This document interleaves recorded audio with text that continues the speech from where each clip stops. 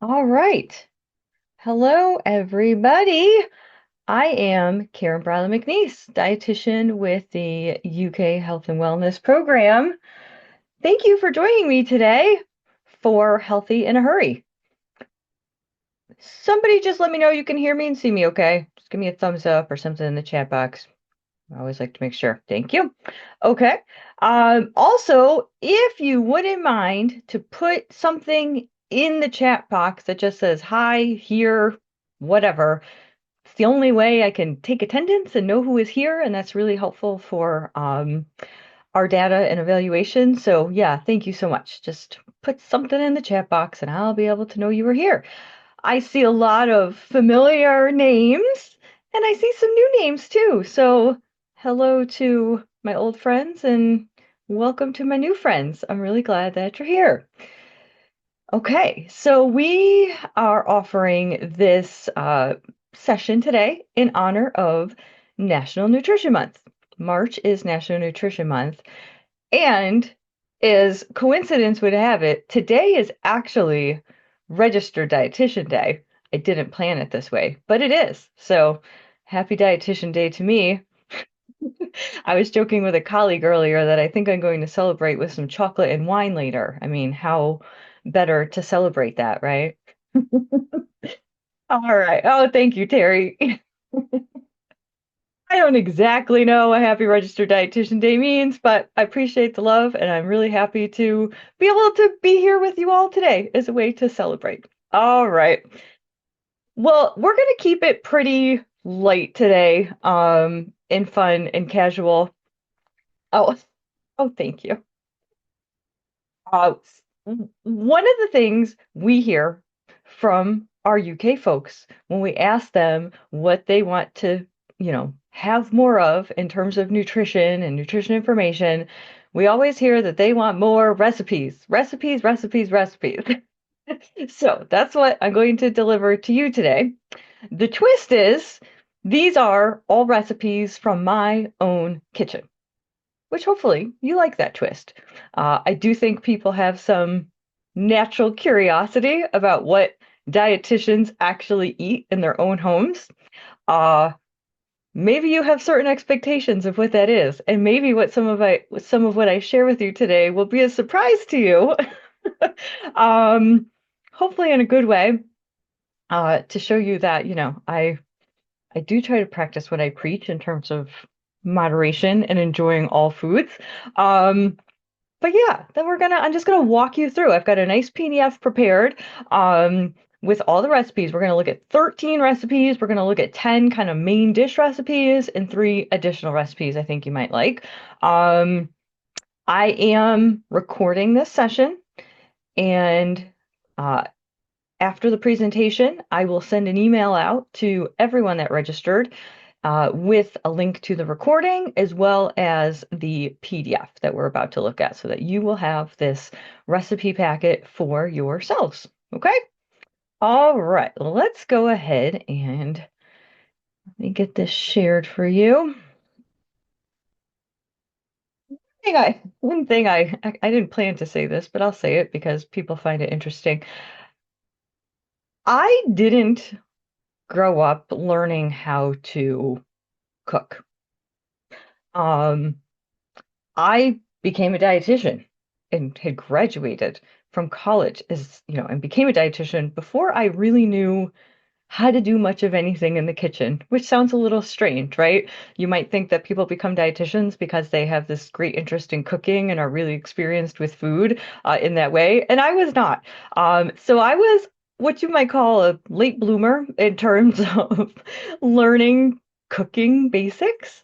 And I really learned on my own and a lot of trial and error, learned from mistakes and experimenting. And so I like to share that. I hope that that's reassuring to some people who feel like maybe they also got a late start with learning how to cook or grew up not being taught how to cook. Because I feel you. But it's never too late. So that's the good news here. And I certainly am not claiming to be any kind of culinary expert, clearly based on what I just told you. I am not. But I do feel like I have found a way to merge ease, taste, and nutrition, like I mentioned here on the cover of this recipe packet. That is always what I'm after, trying to find an intersection between these things. And this became especially important for me as a dietitian when I also, had a family. I got married and I had a couple kids and feeding them. So there's been a evolution for sure that's happened through all of that. And these recipes today are a little bit of a peek into the culmination of that. All right. Let's let's start here. These are like the three non-entree type recipes that I wanted to share with you. So let's look at this first one. Overnight oats. I know this is a super popular concept that a lot of people use. This is a great thing because you can do it the night before. Most people would eat this for breakfast, although you don't have to eat it only for breakfast. But it's great because in the morning, people are usually rushed and don't have time to prepare something and end up skipping breakfast or grabbing something, on the way to work. So this is a great way to be able to do the prep the night before, know it's ready to go, and even be able to take it with you if you need to. This is what I would call like a base recipe. Rolled oats, and you do want to use rolled oats, not instant oats. Milk, I use cow's milk in my house, but maybe you use a soy milk or a other milk alternative. Plain Greek yogurt and a little bit of sweetener. Honey or maple syrup would be preferred. This is the bare minimum of I think what you'd want to have for overnight oats. Okay. And then from there, as many of you maybe already know because you might make this or have seen recipes, there are endless variations that you could have on top of this. You could, basic stuff could be to put in some cinnamon or vanilla extract, to mix in some fruit, like is pictured here.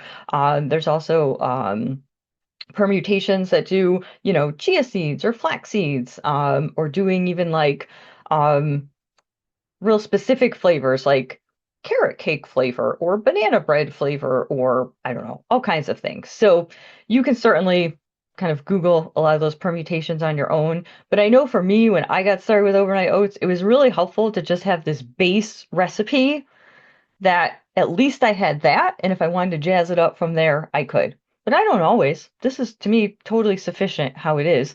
But you could also go to the website where I adapted this recipe from, and I have that listed on each recipe, except for one or two, which I kind of don't even know where the recipes came from, and I've changed it so much over time that it doesn't probably resemble the original. But this particular recipe is from Downshiftology. You can go there, find this base recipe, and see all the suggested mix-ins and flavors that you could add to it. Okay. I have included on each recipe, you'll see the nutrition information. Again, I will warn that they are approximate. There's always going to be, some variation here, but they are approximate. Okay.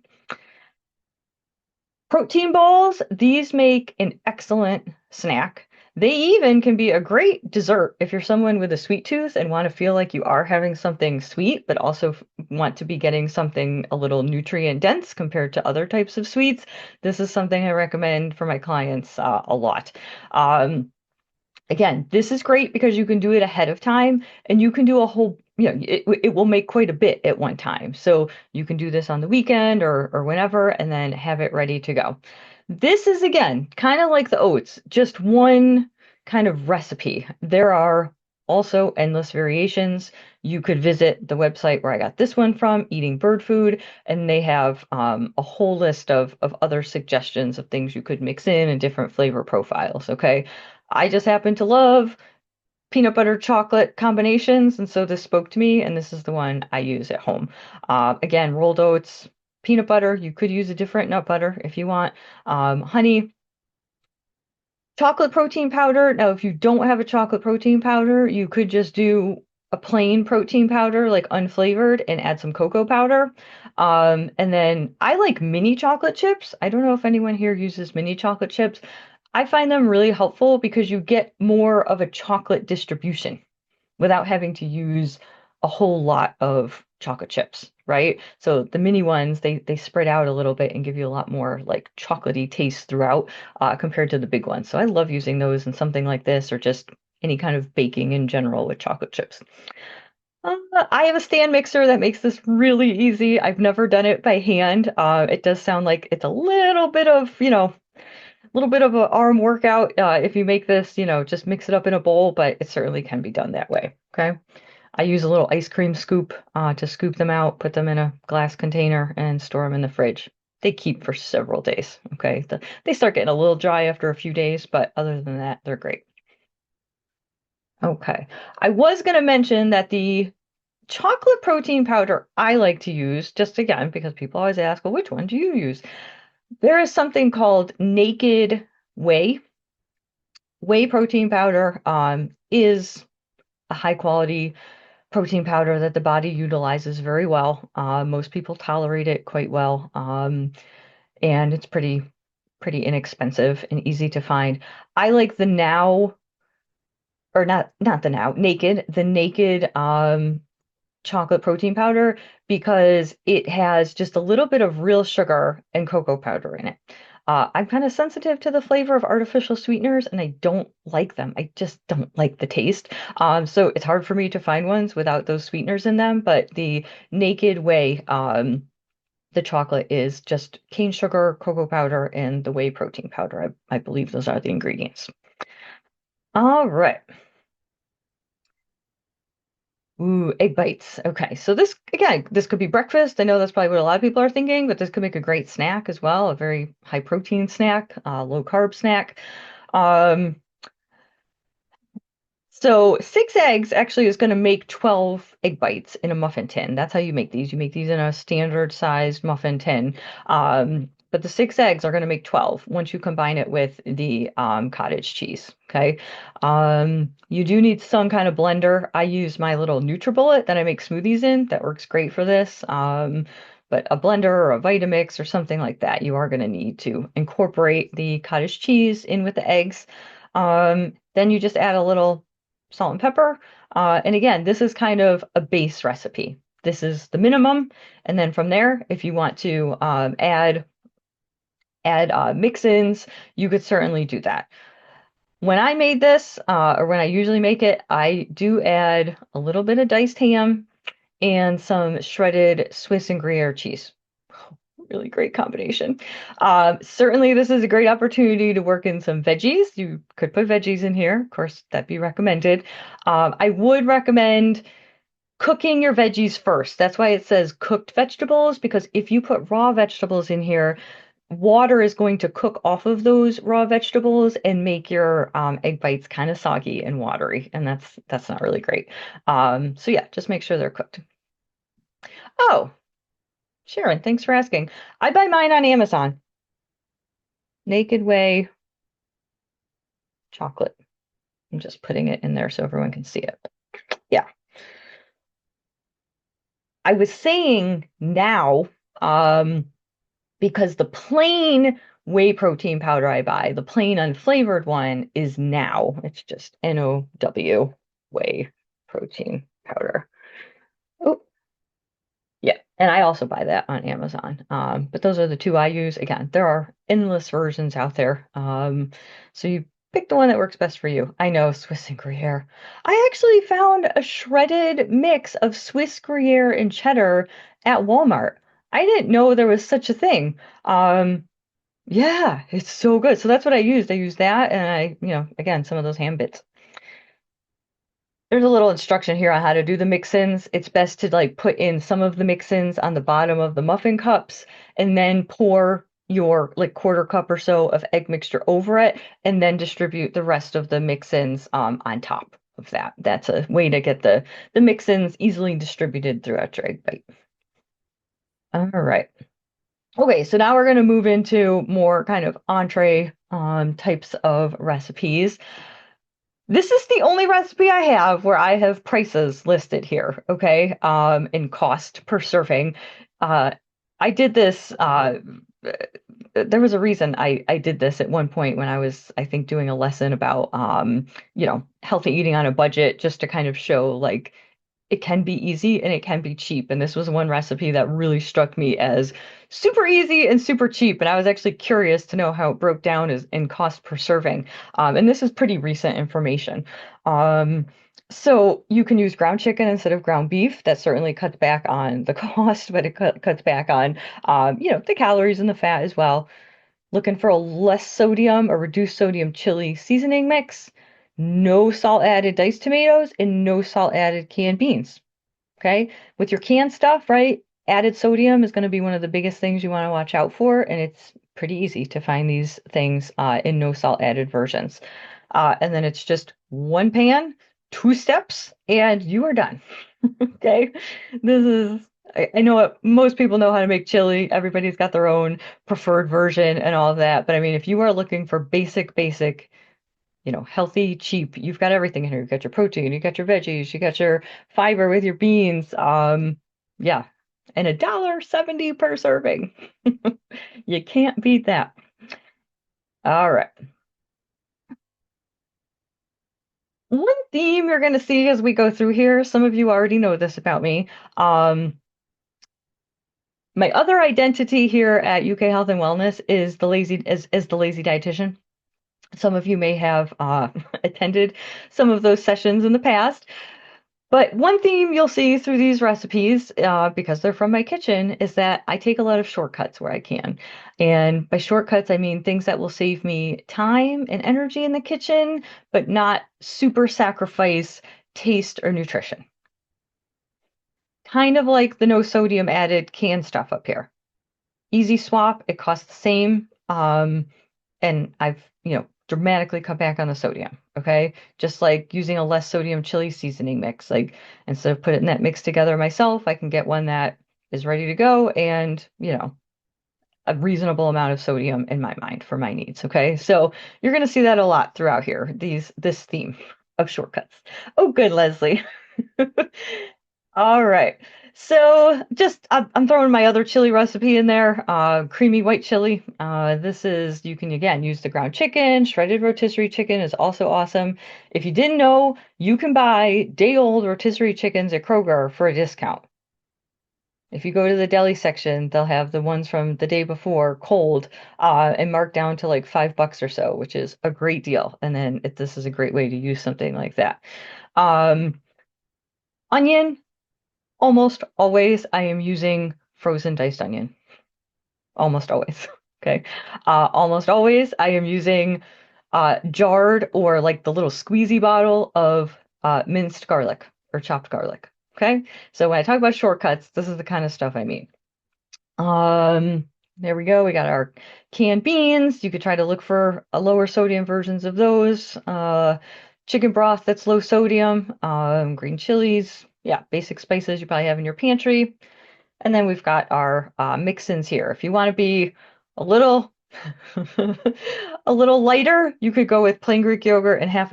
If you want to do the original, you could use sour cream and heavy whipping cream. I will tell you I use sour cream and heavy whipping cream. I calculate the nutrition information based on the sour cream and heavy cream so that if you go lighter, you'll know it's less than whatever's listed here. Oh, Sam's has it $5 rotisserie chickens all the time. Costco, $4? Wow. Wow. Okay, good to know. I don't belong to either of those, but I feel like I should. Okay. Good job, guys. All right. Shakshuka. I have to say, this is my one entree that is vegetarian. The rest of them do have meat, so I apologize to the vegetarians out there. Although many of these recipes, at least some of them, can be, made without meat or substituted with a meat substitute. Okay. Oh, substitutes for sour cream and half if lactose intolerant. Ooh, you might just need to use I mean, you could just use like I don't know if they have like dairy-free creams. I have to assume that they do of some kind. But if they don't, there you could do just like maybe a soy milk or an almond milk or a oat milk. Um, You might want to add, if it doesn't have much fat in it, you might want to add a little cornstarch because that will help thicken it up, kind of like because that's what, that cream is doing for the chili recipe. So maybe just like some non-dairy alternative mixed with a little cornstarch. And then the sour cream, honestly, it sounds like there is an alternative here with the Kite Hill. Thank you, Carrie. But also, plain Greek yogurt is traditionally very low lactose. So even for people who tend to be sensitive to lactose, they could tolerate a small amount of plain Greek yogurt. So something to keep in mind too. So saksuka is a also a one dish thing, which I love. It is a traditional Mediterranean dish. Um, Packed with veggies again, and our main protein source here is the eggs, and also a little feta. So yeah, very low carb if that's something you're looking for. Again, very simple. um, in this recipe you do have to chop some bell pepper. I even did that in my own kitchen. I chopped the pepper. Okay. That's pretty easy to do. Oh, Rebecca just made this last week. Added chickpeas and white beans. That is a fantastic suggestion. Thank you for that. Very good. Yeah, so if you want to up the protein even more, that's a great, great idea. Okay. And really all you're doing, once you make the like tomatoey vegetable base, then you're just like cracking the eggs into like some little wells that you've made in the sauce, covering it, and then cooking it still, continuing to cook it till the egg is cooked through, and you're ready to roll. Okay. Oh, this is a long time favorite in my house. I have been making this dish, this pasta fagioli with sausage, probably for 15 years. The original recipe is actually from Good Housekeeping. Um, I have made significant adaptations from that original recipe over time, and I was pretty proud of myself that I got it to a point where I made it all in one pot. Uh, the original recipe has you cook the pasta in a separate pot and then add it to everything else.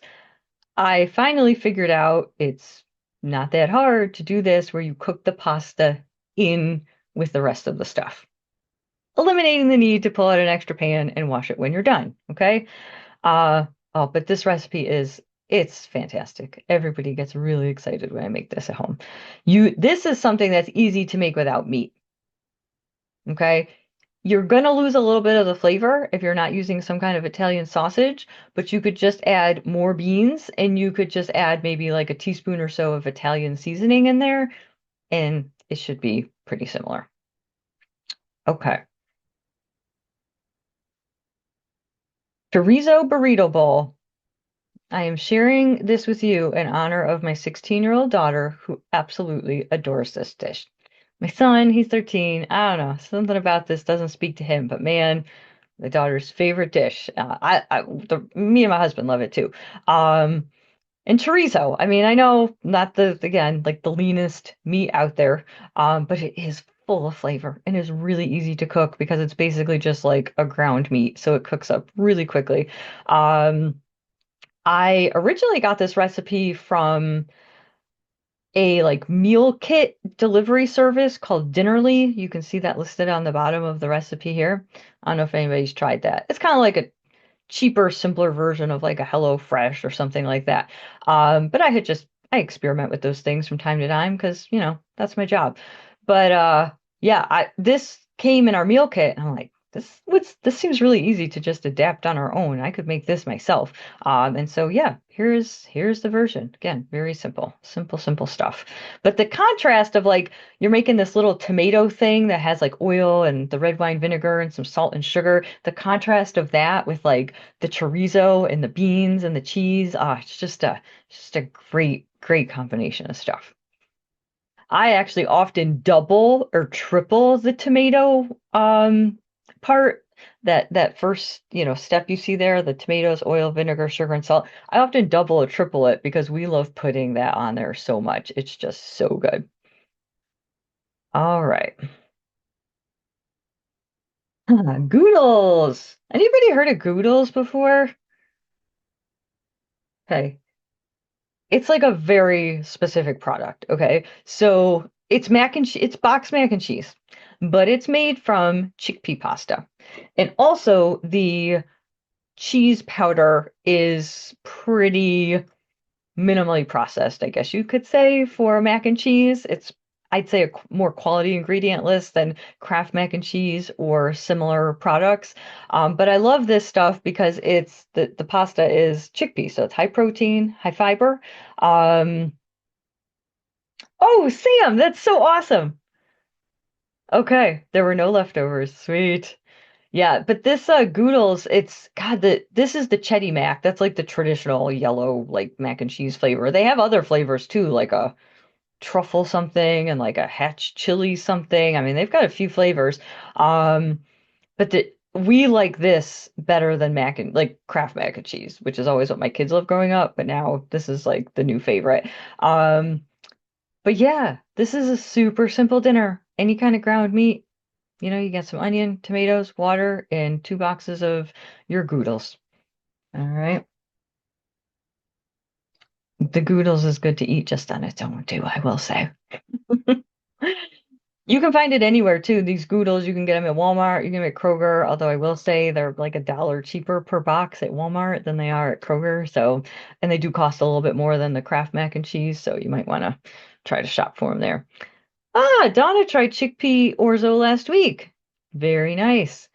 I don't think I have any recipes that use this pasta in it, but my favorite pasta right now is the Barilla protein pasta. To me, I had actually a client recommend it to me, but it is to me really similar to regular pasta. So if you're someone who just wants that like taste and texture of regular white pasta, um, it's really close. I gave it to my family 3 times, this Barilla protein pasta. I didn't tell them that it was any different, and nobody noticed. After the third time, I said something. Did you guys notice this pasta is any different? No, not really. It tastes fine to me. So, yeah, that's what you get living with a dietitian. They're always playing tricks on you like that. But yeah, if you're going to make anything pasta, Barilla protein pasta, and it comes in different shapes, right? Like spaghetti and penne and bow tie and maybe like an elbowy kind of thing. Madeline, how well would these dishes freeze? Ugh, what? Man. Oh, that's a tough one. For sure the fajol, not the shakshuka. Both the chilies should freeze very well. Um, Generally you want to be careful with any, I think the Goodles goulash would freeze. Um, I think you generally got to be real careful with things with a lot of like dairy, cream, milk, and stuff with a lot of eggs. Those are the things that generally are not going to freeze really well. So that's kind of a general answer to your question. Jovial brand, gluten free. Ah, thanks, Carrie. That's good to know. A lot of clients are always trying to figure that out. Okay. Yeah, the pasta aisle is a little crazy these days. It's kind of like the yogurt aisle, right? It's just there's so many options now.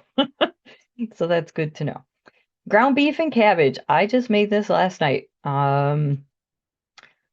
You don't have to use beef. You can use another ground meat if you like. Tomato paste, always a great way to add flavor.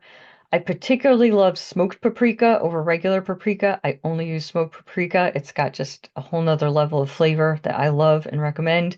Um, if you don't want to chop a cabbage, I did actually chop the cabbage, but if you don't want to chop the cabbage, you could buy a bag of the shredded coleslaw mix. You know what I'm talking about? The shredded cabbage and carrot, and you could substitute that if you want to make this even easier. Right, let's see. Oh, buffalo chicken, baked potatoes. This was another one. Look, I got that one from Dinnerly too. Yeah, huh. Yeah, my family really loved this. I would have never thought to make this combination on my own, I guess is why I thought it was pretty cool. Um, it's just basically baked potatoes with buffalo flavored ground chicken on top and some romaine lettuce with ranch dressing on it mixed in. It's pretty much what it is, but yeah, pretty nutrient dense. Yeah, all your bases covered in terms of carbs and proteins and vegetables. I mean, you could certainly cut back a little, like on the butter or the ranch or the cheese if you want. Also, russet potatoes are pretty big. And with this stuff on top of it, you might not eat the whole potato. I do typically eat like half a potato myself, and then, with this stuff on it. Um, but yeah, keep in mind that I did calculate the nutrition for like a whole potato. So it does look kind of high in terms of like calories and carbs, I know. But if you were to eat just half the potato, then that would be half. Okay, let's see. Taco zucchini boats. I do love anything taco-y. But this is kind of a fun way to make it more low carb and higher veggie, if that's something you're looking for. Kids find it pretty fun, I think. The preparation of this is really pretty and fun, and to call it boats, kids like that kind of thing.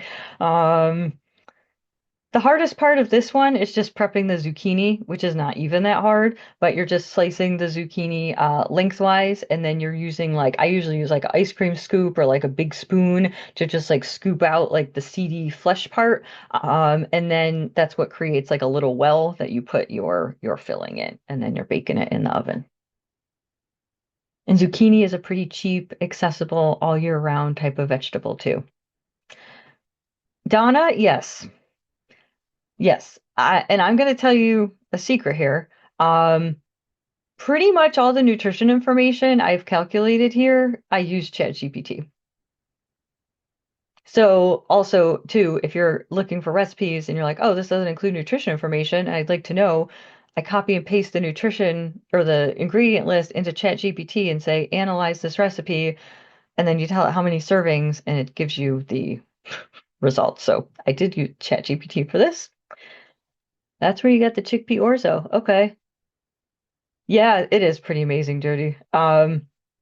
You can also do meal plans on there. I have done that to help me with, to suggest meal plans to clients. I mean, I disclose like, hey, I use ChatGPT to help me with this. But you can just put in there like, show me a week's worth of meals that is 1,600 calories and 150 grams of carbs and 70 grams of protein, whatever you want, and it will spit it out and do a pretty good job. I mean, I look through it to make sure there's no glaring inaccuracies or something crazy going on, and it does pretty well. So yeah, I think, this is one way we can embrace the technology and use it in a good way. Thanks for bringing that up, Donna. All right, so our last recipe here, teriyaki chicken tenders. Personally, I love teriyaki. Um, I always have, I don't know, I'm very fussy about what it tastes like. Some people like it more salty, some people like it more sweet, some people like it more sticky, some people like it more runny. Um, this, though, hits the spot for me. And I got this from HelloFresh because that was another meal delivery kit I tried. And I thought they nailed it. I haven't really changed this recipe. This is pretty original to HelloFresh. Oh, I took out the ginger. They do put grated ginger in this one, and I don't know. I just didn't like the flavor of it in there, so I did take out the ginger.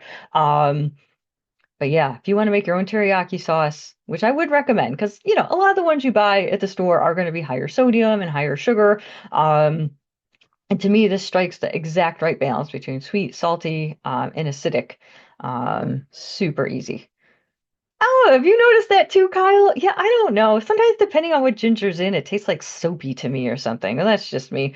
Um, yeah, you could use boneless, skinless chicken breasts. Absolutely. They might just take a little longer to cook. That would be the only downside because they're going to be a little bit thinner. And so I like the tenders because they cook really quickly. And again, I'm trying to be in and out of the kitchen as fast as possible. But yeah, absolutely. And then you can serve this. I usually just serve this on rice I've cooked and like some vegetables that I've, roasted in the oven or maybe put in the air fryer. You can even just do some microwave frozen veggies, make it super simple. And you've got a complete meal. All right. Well, I am sorry to have kept you over just a few minutes here, but I do appreciate you guys staying with me. I hope you found this helpful. Maybe even if you don't use these recipes specifically, hopefully this has given you some tips and tricks that you can bring into your own kitchen in terms of shortcuts and ingredients to use, and maybe just inspired you in general, in terms of your cooking. So, and thank you all for sharing your thoughts, and tips as well as we did this. I really appreciate that. All right. Thanks, guys. Hope to see you at another event soon. Take care. Bye.